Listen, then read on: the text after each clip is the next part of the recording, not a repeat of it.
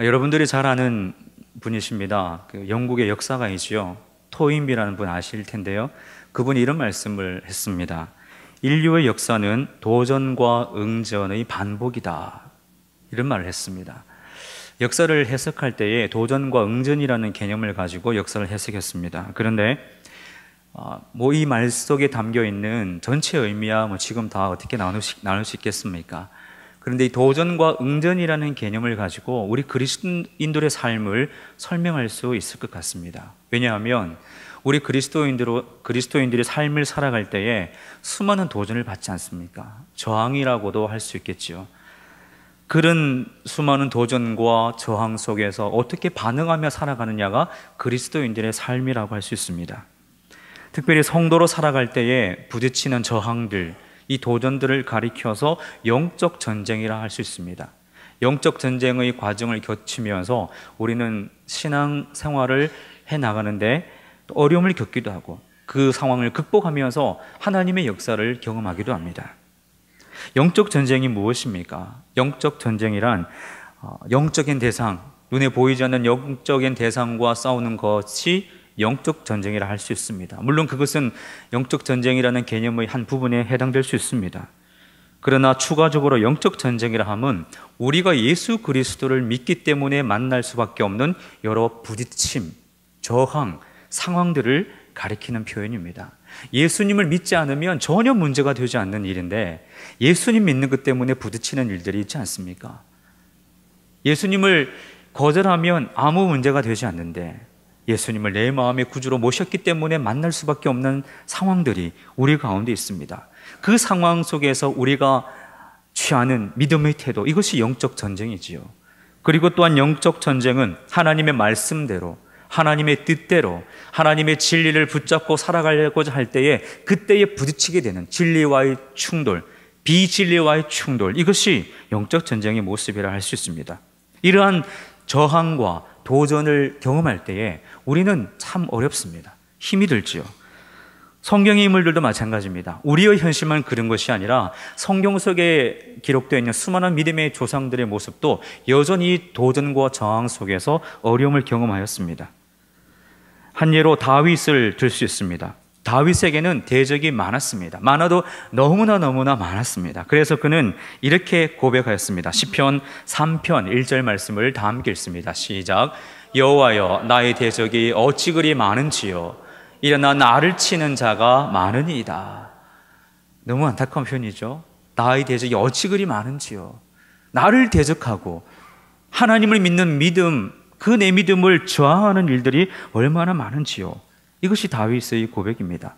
왕이면서 장인이었던 사울 왕이 자신을 죽이려고 모든 이스라엘 군수를 다 동원하지 않았습니까? 자신이 사랑하는 아들이었던 압살롬, 그 아들이 반역을 일으켜서 아버지인 다윗을 죽이려고 하지 않습니까? 이러한 여러 부딪힘, 저항, 이 상황 속에서 이 대적으로 인하여서 많은 어려움을 겪은 사람이 다윗이었습니다. 신약 성경으로 넘어와서 또 한 사람을 예를 들 수 있습니다. 바울입니다. 바울의 상황도 여전히 이 도전과 저항 속에서 많은 어려움을 겪었습니다. 바울은 선교 여행 중에 수많은 대적자들을 만났습니다. 그가 교회를 개척하고 선교할 때에 그 지역에 있는 유대인들이 바울을 쫓아와서 바울을 죽이려고 하였습니다. 많은 반대자들과의 충돌이 있었습니다. 위험에 처하였습니다. 매를 맞았습니다. 감옥에 갇혔고요. 여러 번 목숨을 잃을 뻔하였습니다.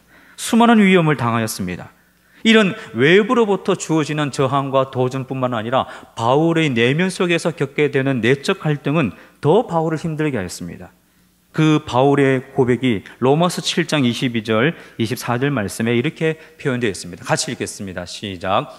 내 속 사람으로는 하나님의 법을 즐거워하되 내 지체 속에 한 다른 법이 내 마음의 법과 싸워 내 지체 속에 있는 죄의 법으로 나를 사로잡는 것을 보는도다. 오호라, 나는 곤고한 사람이로다. 이 사망의 몸에서 누가 나를 건져내랴. 바울의 고백입니다. 하나님의 법과 또 내 마음의 법이 있어서 충돌하는 그 상황이 바울이 겪었던 상황입니다. 내적 갈등과 내면 속에 일어나는 수많은 충돌, 저항, 도전, 이것이 바울이 겪었던 모습입니다. 다윗도 그랬고 바울도 그랬습니다. 그들 모두는 도전과 저항 속에서 영적 전쟁을 치르면서 수많은 대적들과 함께 충돌하는 가운데 하나님의 길을 걸어갔던 사람들입니다. 그런데 이런 도전들이 왜 생기는 것일까요? 왜 이런 저항들이 그들의 삶에 또는 우리의 삶에 생기는 것일까요? 그 이유는 오늘 본문의 표현으로 말하자면 대적들이 있기 때문입니다. 대적이라고 표현할 수밖에 없는 그런 문제들, 그런 상황들이 우리의 삶에 놓여 있기 때문입니다. 그래서 오늘 말씀의 주제를 먼저 제가 소개하겠습니다. 오늘 말씀의 주제는 이것입니다. 제가 읽겠습니다. 하나님께서 성도를 위하시면 그 누구도 감히 성도를 대적하여 그 구원에서 끌어내릴 수 없다. 그리고 우리를 위하시는 하나님은 완전하시다. 이것이 제가 드리고 싶은 말씀의 주제입니다. 이 주제를 조금 구체적으로 여러분과 함께 나누고 싶습니다. 본문 속으로 들어가 보겠습니다. 오늘 본문 말씀은 이렇게 먼저 말씀합니다. 그런즉 이 일에 대하여 우리가 무슨 말 하리요?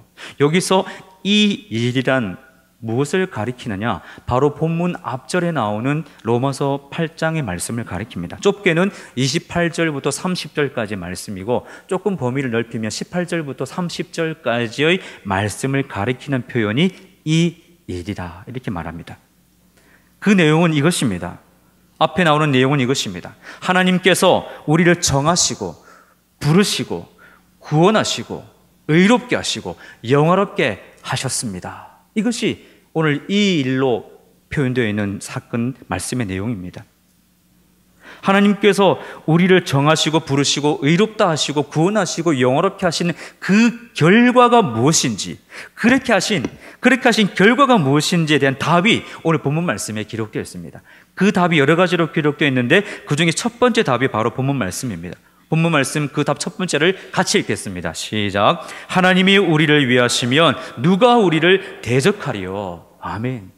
이 일의 결과로서 우리에게 주어지는 첫 번째 역사가 하나님이 우리를 위하시면 누가 감히 우리를 대적하리요? 이것이 우리에게 주시는 말씀입니다. 오늘 이 말씀에서 우리가 먼저 기억해야 할 것은 하나님이 어떤 분이신가? 하나님은 저와 여러분, 우리 모두를 위하시는 분이십니다. 하나님은 우리를 위하시는 분이십니다.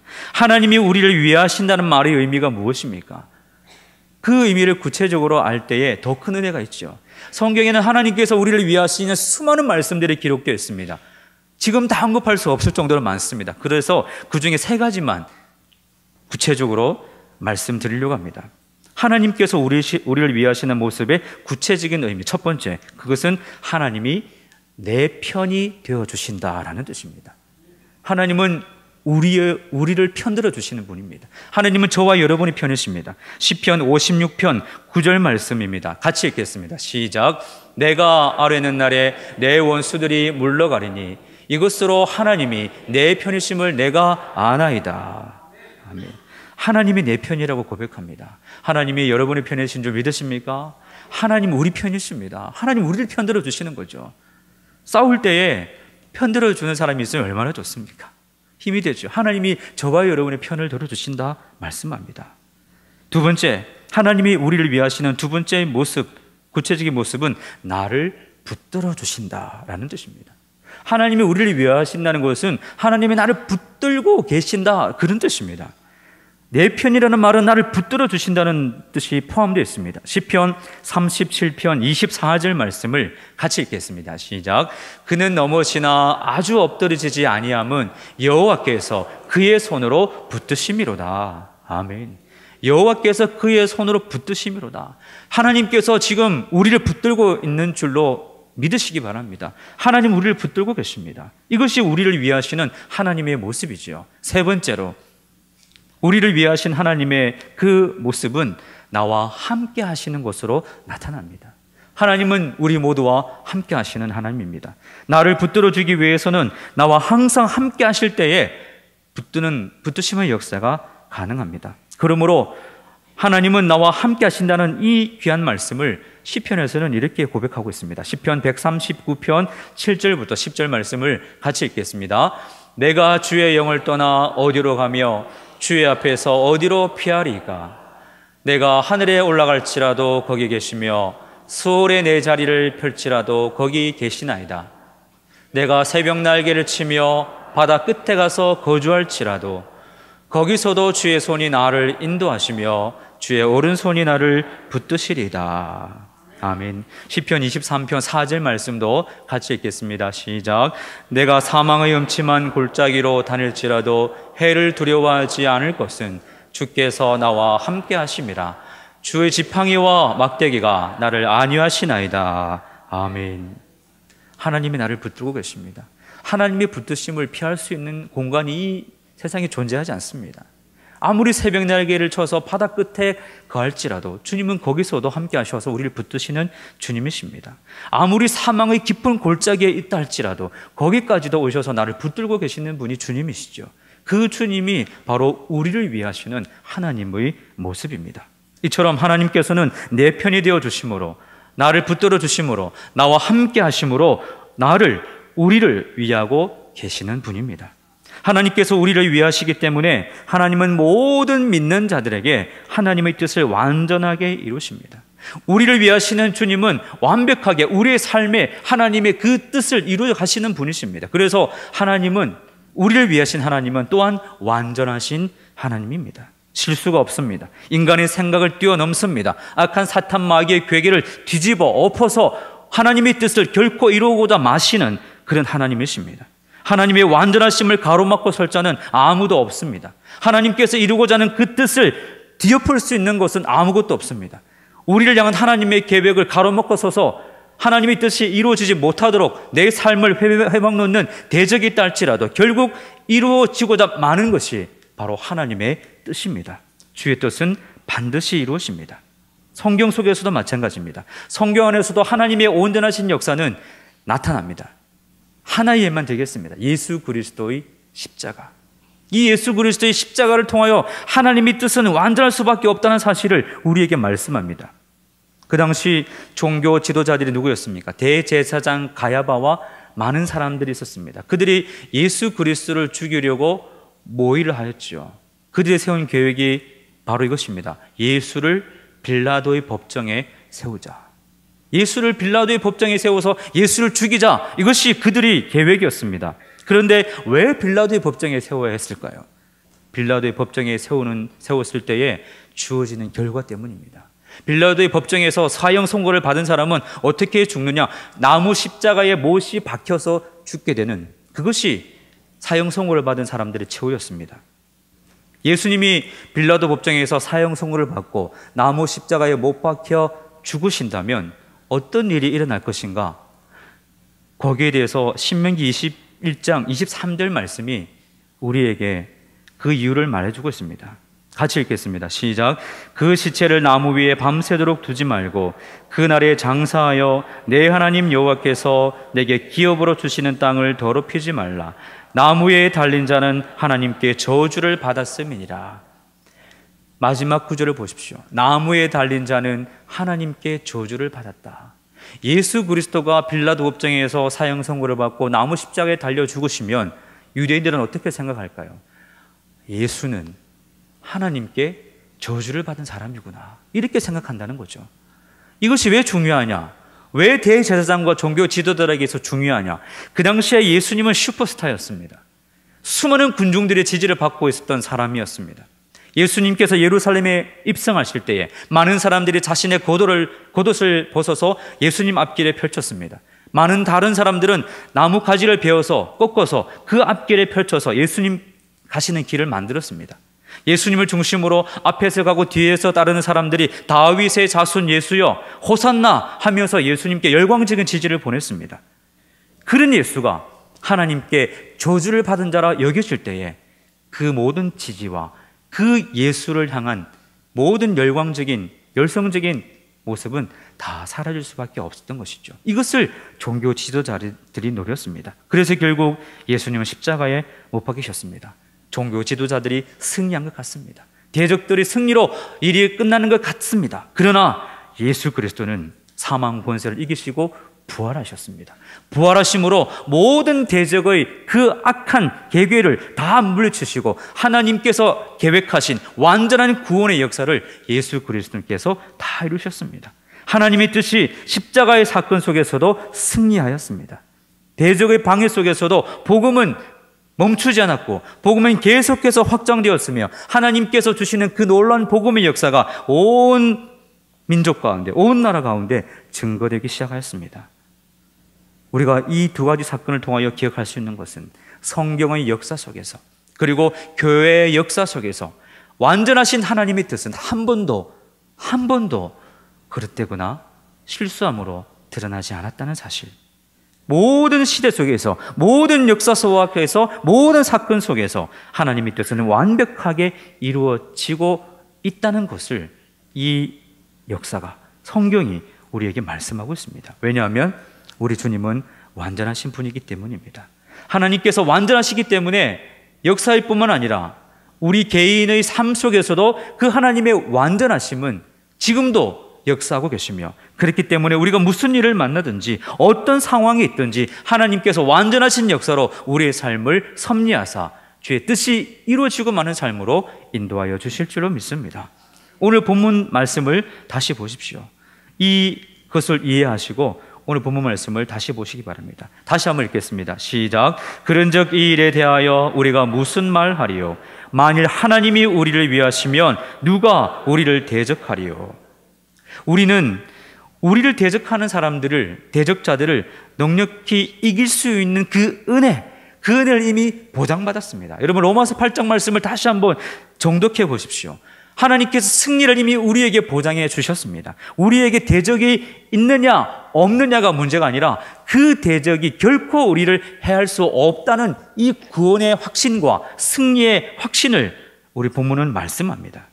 하나님이 우리를 위하신다는 사실을 통하여서 보장된 승리를 우리에게 다시 한번 말씀하고 있습니다. 삶을 살아가면서 종종 문제에 부딪히기도 합니다. 우리가 하나님을 믿는다고 하지만 문제가 없는 것이 아니지 않습니까? 때로는 갈등이 있고, 때로는 우리의 믿음의 전진을 가로막는 장애물들이 우리 앞에 있습니다. 제자리 걸음하게 만드는 일들이 있습니다. 그럴 때마다 나는 연약하구나, 참 나라는 존재가 연약하구나, 그렇게 고백할 수밖에 없는 일들이 있습니다. 하루 종일 열심히 살았는데 하루를 마칠 때 참 힘든 하루였다라고 한숨 쉴 수밖에 없는 그런 일들이 종종 우리 가운데 있지 않습니까? 때로는 분노가 생기기도 하고 낙심하기도 합니다. 해결되지 못한 문제 때문에 절망하기도 하는 것이 우리의 삶입니다. 주님의 뜻을 이루며 산다는 것이 정말 힘들다고 고백하는 그런 때가 우리 가운데 있습니다. 그럴 때에 참 위로가 되는 말씀이 오늘 본문 말씀입니다. 우리가 힘들 때에, 우리가 지칠 때에, 우리에게 다가오는 수많은 저항과 도전 때문에 낙심할 때에, 그때 오늘 말씀이 얼마나 큰 위로가 되는지 모릅니다. 오늘 말씀, 하나님이 우리를 위하시면, 그 우리를 위하신 하나님의 완전하심을 생각하면 우리에게 주어진 자리에서 다시 힘을 낼 수 있고 다시 일어설 수 있는 그 영적인 능력을 공급받을 수가 있습니다. 하나님이 나를 위하고 계시는구나, 하나님이 내 편이시구나, 하나님이 나와 함께 하시는구나, 하나님이 나를 붙들고 계시는구나, 이것을 믿음으로 고백하며 확신할 때에 우리 삶에 나도 모르게 주어지는 영적인 에너지가 있지 않습니까? 용기가 생기고 담대함이 생깁니다. 두려움으로부터 자유할 수 있습니다. 그래서 다윗은 이런 고백을 하였습니다. 사무엘상 30장 6절 말씀 같이 읽겠습니다. 시작. 다윗이 크게 다급하였으나 그의 하나님 여호와를 힘입고 용기를 얻었더라. 아멘. 여러분, 우리도 다급한 일이 있습니다. 조급한 일을 만날 때가 있습니다. 저도 그렇거든요. 뭔가 계획을 세워서 일을 해나가야 되는데 조급하고 다급한 그런 상황들이 있습니다. 그때 마음이 불안하고 가슴이, 심장이 뛰고 힘들 때가 있습니다. 그때 오늘 이 말씀을 다시 떠올리게 됩니다. 여호와를 힘입었더라. 여호와가 우리를 위하시는구나. 하나님이 완전하신 능력으로 나를 섭리하고 계시는구나. 이 말씀을 생각할 때에 우리는 그 낙심과 연약한 자리에서 다시 일어서서 달려갈 수 있는 출발선에 설 수 있게 되는 것이죠. 나의 처음을 시작하신 주님께서 나의 마지막 날까지 이루어 가실 줄로 믿는 그 믿음의 확신이 이 말씀을 통하여 주어지는 것입니다. 그래서 빌립보서 1장 6절 말씀은 이런 말씀을 하고 있습니다. 같이 읽겠습니다. 너희 안에서 착한 일을 시작하신 이가 그리스도 예수의 날까지 이루실 줄을 우리가 확신하노라. 시작하신 이가 이루실 줄로 확신한다라고 고백합니다. 완전하신 하나님께서, 우리를 위하신 하나님께서 나의 시작과 나의 인생의 마지막까지도 완벽하게 섭리하시고 역사하고 계시기 때문에 나는 하나님만 바라보며 나아가면 그 가운데에서 주의 은혜와 역사를 경험하게 되어 있습니다. 하나님은 나를 위하신다는 것을 꼭 기억하십시오. 저는 요즘 들어서 나를 부르시고 나를 온전케 하시고 나를 위하시는 하나님에 대해서 요 근래에 많이 묵상하는 그런 시간을 가졌습니다. 하나님께서 완전하신 모습으로 내 삶을 인도하고 계신다는 것을 최근에 많이 묵상하는 그런 시간들이 있었습니다. 나의 약함이 보이니까 더 그런 것 같습니다. 어떤 일을 할 때에 나의 부족함이 더 절실하게 극명하게 드러나니까 더 완전하신 하나님을 바라보며 의지하게 되는 것 같습니다. 그래서 요즘 제가 삶 속에서 차를 타고 갈 때나 또 일상의 삶 속에서 좀 자주 흥얼거리는 그런 찬양이 있습니다. 주는 완전합니다라는 찬양입니다. 이 찬양을 통하여서 오늘 말씀 하나님이 우리를 위하시는 것, 그 위하시는 주님의 완전하심이 이 찬양을 통하여 고백되어지는 것 같아서 이 찬양을 들으면서 또 말씀을 묵상하면서 많은 힘을 요즘 얻고 있습니다. 오늘 말씀의 결론으로서 또 여러분에게 드리고 싶은 저의 고백으로 우리가 함께 드리기를 원하는 하나님 앞에서의 고백으로 이 찬양을 좀 나누고 싶습니다. 좀 부족하지만 반주 없이 제가 이 찬양을 드리고 싶습니다. 주여, 우린 연약합니다. 우린 오늘을 힘겨워합니다. 주 뜻 이루며 살기에 부족합니다. 우린 연약합니다. 주여, 우린 넘어집니다. 오늘 하루 또 실수합니다. 주의 긍휼을 구하는 죄인입니다. 우리 주만 바라봅니다. 한없는 주님의 은혜 온 세상 위에 넘칩니다. 가릴 수 없는 주 영광 온 땅 위에 충만합니다. 주님만이 길이오니 우린 그 길 따라갑니다. 그날